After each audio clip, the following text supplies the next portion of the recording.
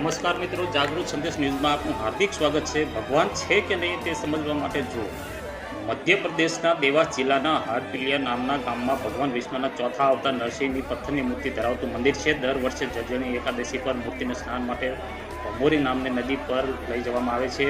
પંડિતો દ્વારા પૂજા કર્યા બાદ 7.5 કિલોની વજનની આ પથ્થરની મૂર્તિ પાણીમાં છોડી દેવામાં આવે છે। આશ્ચર્યજનક રીતે મૂર્તિ પાણીમાં ડૂબતી નથી અને વહેતા પાણીની વિરુદ્ધ દિશામાં સીધી પંડિત તરફ આવે છે। આ અદ્ભુત નજારો જોવા માટે દેશભરમાંથી હજારો ભક્તો અહીં આવે છે। તમે પણ આ ક્ષણો જુઓ।